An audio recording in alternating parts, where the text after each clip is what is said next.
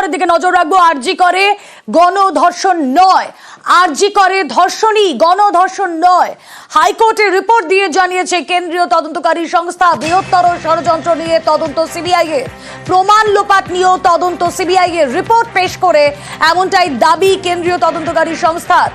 তদন্ত শেষ করতে ঠিক কতদিন, প্রশ্ন তুলেছেন বিচারপতি। আরজি করে গণধর্ষণ নয়, ধর্ষণই। হাইকোর্টের রিপোর্ট দিয়ে জানিয়েছে কেন্দ্রীয় তদন্তকারী সংস্থা। হাইকোর্টের প্রশ্নের মুখে সিবিআই। কি কি প্রশ্ন অবশ্যই জানার চেষ্টা করব। কি হয়েছে আদালতে আমরা কথা বলবো। আমাদের প্রতিনিধি অর্ণব হাজরা রয়েছেন সঙ্গে। অর্ণব,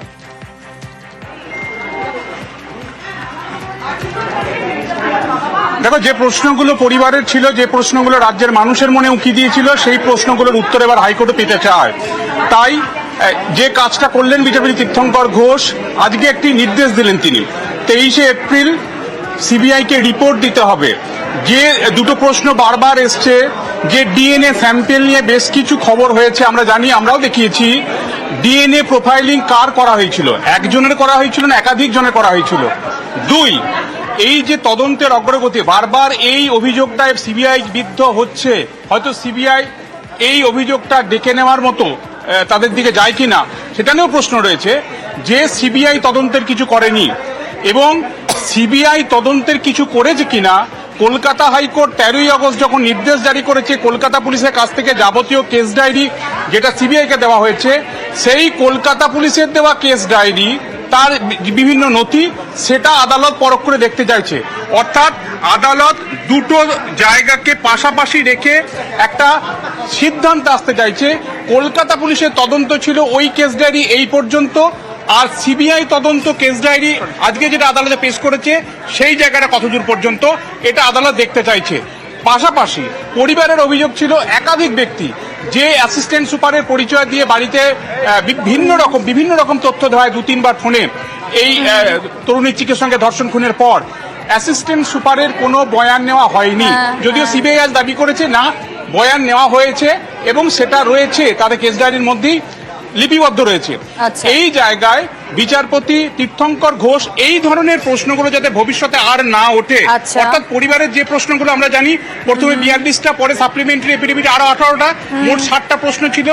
এবং বিচারপতি নির্দিষ্ট করে 3 জন ডাক্তারের নাম করে বলেছেন এই চিকিৎসকের বয়ান কি নিয়েছে সিবিআই। অর্থাৎ বিভিন্ন জনার বয়ান, কত জনার বয়ান নিয়েছে এই তালিকাটা আদালত তলব করেছে।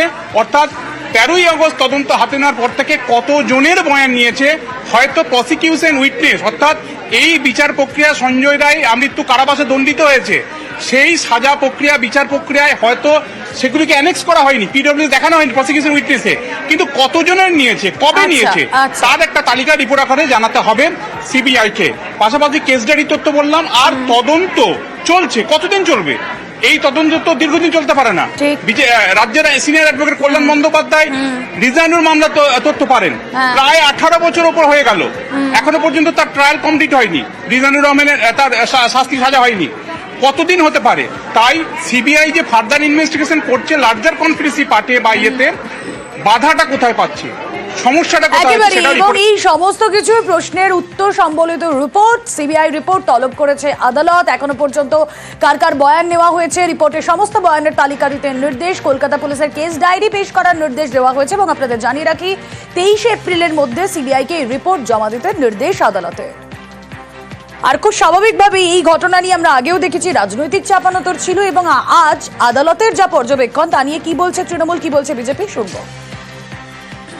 আমরা তো আগেই বলেছি, আমাদের প্রশাসনিক যখন তদন্ত চলছিল সরকারে, তখনও যে যতটা যেভাবে এগিয়েছিল তাতেও যা বলেছিল, এখন কেন্দ্রীয় সরকারের হাতে সিবিআই করছে। সিবিআই বলেছে এটা বিচারাধীন মামলা, আমরা এর বিরুদ্ধে কিছু বলছি না। আমরা দলের পক্ষ থেকে বলেছি একা সঞ্জয়ের পক্ষে এই এত বড় ঘটনা ঘটানো সম্ভব ছিল না, কিন্তু এটা একটা প্রাতিষ্ঠানিক খুন। সরকার প্রশাসন দায়িত্ব নিয়ে প্রমাণ লোপাট করেছে, প্লেস অফ অকারেন্স কে ধ্বংস করেছে, সূর্যাস্তের পরে অটপসি করেছে, এটাকে আত্মহত্যা বলে চালানোর চেষ্টা করা হয়েছে, সমস্ত বায়োলজিক্যাল এভিডেন্স লোপাট করেছে। এইটা আমাদের বক্তব্য এবং এটা জনমনে প্রতিষ্ঠিত।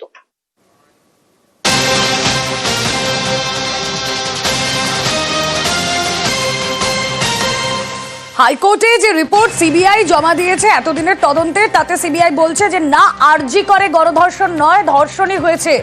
আরো একবার চলে যাব, আমাদের প্রতিনিধি অর্ণব হাজরা রয়েছেন সঙ্গে। অর্ণব, তুমি শেষ যে কথাটা বললে যে এর পরে 23 এপ্রিল যে রিপোর্ট সিবিআই জমা দেবে, ধরো আজ টুডে অনওয়ার্ড যে তদন্তটা চলবে সেটা ওই লার্জার কনস্পিরেসি, বৃহত্তর ষড়যন্ত্রের আঙ্গিকেই তাদের তদন্ত চলবে, এবং এই তদন্তের আওতায় কি কি আনা হবে?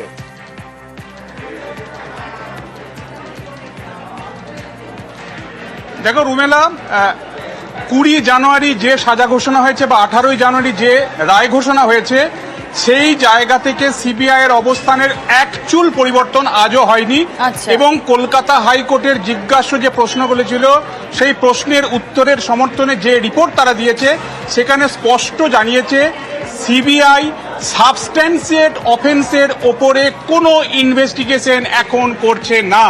সাবস্ট্যান্সিয়েট অফেন্স অর্থাৎ আরজি করে তরুণী চিকিৎসকের ধর্ষণ খুনের যে ঘটনা, সেই ঘটনার তদন্ত শেষ, সেটা নিয়ে কোনো অগ্রগতি নেই। যেটা আছে সেটা হচ্ছে ধর্ষণ খুনের ঘটনা কেন ঘটলো, ধর্ষণ খুনের ঘটনার পরে একাধিক ঘটনাক্রম এ রাজ্যের মানুষ দেখেছে, আরজি করের বিভিন্ন অফিসিয়ালরা দেখেছে, সেখানকার জুনিয়র ডাক্তারদের আন্দোলন তারা দেখেছে, বার আমরা জানি 14 আগস্ট রাত্রেবেলার ভাঙচুরের ঘটনা দেখেছি। এই ঘটনাগুলো কেন ঘটলো, তথ্য প্রমাণ লোপাটের মতো একটা বিষয় অভিযোগ আকারে আসছে। 2 জন গ্রেপ্তার হয়েছে, পরে স্ট্যাটিউটে তারা বেল পেয়েছে। অর্থাৎ বৃহত্তর ষড়যন্ত্র। দেখো দেখো দেখো অর্ণব, বৃহত্তর ষড়যন্ত্রের তদন্ত সিবিআই করবে ঠিক কথা, কিন্তু তদন্তের দীর্ঘসূত্রিতায় তো অনেকগুলো তথ্য প্রমাণও অধরা থেকে যাবে।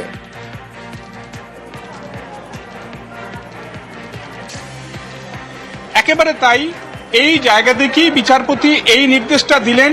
কত জনের বয়ান নিয়েছে, হয়তো সেই বয়ানটাকে বিচার প্রক্রিয়া তারা ব্যবহার করেনি, কিন্তু তাদের একটা রেজিস্ট্রার আছে, সেই রেজিস্ট্রারের তালিকা থেকে কত জনের ডেকেছে, কবে কবে তাদের জিজ্ঞাসাবাদ করেছে। আমরা যেমন কয়েকদিন আগে দেখেছি সুপ্রিম কোর্টের সবুজ সংকেতের পর হাইকোর্ট যখন প্রশ্ন তুললো, তারপরে নতুন করে কিছু সিবিআই কয়েকজনের বয়ান নিয়েছে, আর তাই কত জনের বয়ান নিয়েছে তার তালিকা দিতে হবে। একই সঙ্গে বিচারপতি খুব উল্লেখযোগ্যভাবে যে প্রশ্ন করেছেন, যা পর্যবেক্ষণ, যে কেন পরিবারের প্রত্যেকেরও বয়ান নেওয়া হয়নি। নিহত চিকিৎসক তরুণীর বাবা কি বলছেন, শুনুন। সিবিআই সেভাবে কিছুই জানতে করতে পারেনি, এবং আমাদের লোয়ার কোর্টেও আজকে একটা স্ট্যাটাস রিপোর্ট জমা পড়েছে, এবং সিবিআই লার্জার কনস্পিরেসি বলেছে, এবং তাদের কাছে বারবার জিজ্ঞেস করা হয়েছে যে কতদিনে তোমরা তদন্ত শেষ করবে, কিন্তু তারা সেই কথাটা পরিষ্কার করে বলতে পারে। বলছে একজন পুরুষের ডিএনএ পাওয়া গেছে এই ক্রাইম সিনে। ওরা ডিএনএ প্রোফাইলিং কিভাবে ম্যাচ করিয়েছে, কাকে ম্যাচ করিয়েছে, সেটা এখনো আমরা ময়না তদন্ত আর ফরেনসিক রিপোর্ট এই দুটোকে ম্যাচ করায়নি এখনো। আপনার কি মনে হয় এতে খানিকটা ময়না তদন্তের যে রিপোর্ট আছে, ফরেনসিকের যে রিপোর্ট আছে, বোঝা যাবে যে আসল ঘটনাটা কি। আমরা আদালতের উপর আস্থা রাখছি, এবং আমাদের লড়াইটা যেরকম আদালতে সেরকম রাখতে হবে, বুঝতেই পারছি। সেটাই আমাদের এগিয়ে নিয়ে যেতে হবে, এবং বিচার, সঠিক বিচার আমরা পাবো। আমাদের লড়াই করে বিচার কিনে আসবো।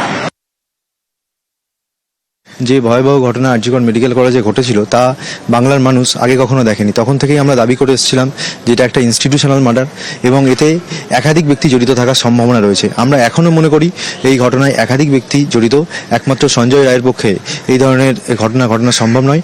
একমাত্র সঞ্জয় রায় যদি দোষী হতো, তাহলে তথ্য প্রমাণ লোপাট করার জন্য এত উঠে পড়ে লাগতে হতো না।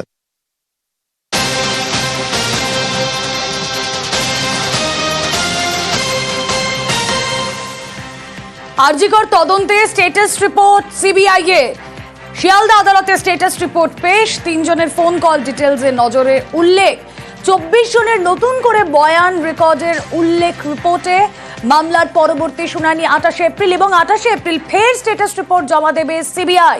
অত্যন্ত গুরুত্বপূর্ণ যে আপডেট, আসুন জানার চেষ্টা করি। এই যে 24 জনের নতুন করে বয়ান রেকর্ডের উল্লেখ করা হয়েছে রিপোর্টে, সেখানে কি রয়েছে, কি জানা যাচ্ছে এখনো পর্যন্ত তদন্তের অগ্রগতি সম্পর্কে? অমিত।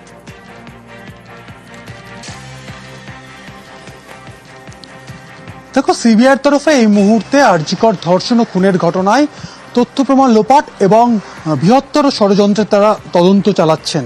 এবং আজকে যে স্ট্যাটাস রিপোর্ট শিয়ালদা আদালতে জমা পড়েছে, সেখানে সিবিআই স্পষ্ট করেছেন যে এই মুহূর্তে তদন্ত করতে গিয়ে তিনজন ব্যক্তির ফোন কল ডিটেলস এই মুহূর্তে সিবিআই নজরে। তারা ইতিমধ্যে তিনজনের সিডিআর তারা সংগ্রহ করে সেটা এক্সামিন করার কাজ কিন্তু ইতিমধ্যে শুরু করে দিয়েছেন। এবং আমি তোমাকে জানিয়ে রাখবো যে এর আগে আমরা যখন দেখেছিলাম যে অভিজিৎ মণ্ডল টালা থানার প্রাক্তন ওসি এবং এই আরজিকর মেডিকেল কলেজের প্রাক্তন অধ্যক্ষ সন্দীপ ঘোষ, যাদেরকে গ্রেপ্তার করা হয়েছিল বৃহত্তর ষড়যন্ত্রের অভিযোগে, যাদের মধ্যে অভিজিৎ মণ্ডল এই মুহূর্তে জামিনে মুক্ত রয়েছেন, তাদের সিডিআর কিন্তু আমরা দেখেছি এর আগে এক্সামিন করা হয়েছে। তাদের বাদেও এই মুহূর্তে দাঁড়িয়ে তদন্ত করতে গিয়ে আরো তিনজন ব্যক্তির কথা তারা উল্লেখ করছেন, যাদের সিডিআর তারা এই মুহূর্তে এক্সামিন করছেন। অন্যদিকে সম্প্রতি গত 2 সপ্তাহ ধরে 24 জনের বয়ান রেকর্ড করা হয়, যাদের মধ্যে এই আরজিকর মেডিকেল কলেজের নার্সিং স্টাফ, নিরাপত্তা রক্ষী এবং বেশ কয়েকজন স্টাফ যারা ঘটনার রাতে বা পরদিন সকালে ডিউটিতে ছিলেন, তাদের স্টেটমেন্ট ইতিমধ্যে রেকর্ড করা হয়েছে। সেই সমস্ত বিষয়কে সামনে রেখেই বৃহত্তর সন্দীপ ঘোষের সঙ্গে অভিজিৎ মণ্ডলের কথোপকথন এবং তার সিডিআর সেটাও এক্সামিন করা হয়েছে, এবং তার বাদ দিয়ে আরো 3 জনের কল ডিটেলস এই মুহূর্তে নজর এবং 24 জনের বয়ানও রেকর্ড করা হয়েছে। দেখা যাক নতুন স্ট্যাটাস রিপোর্টে কি উঠে আসে।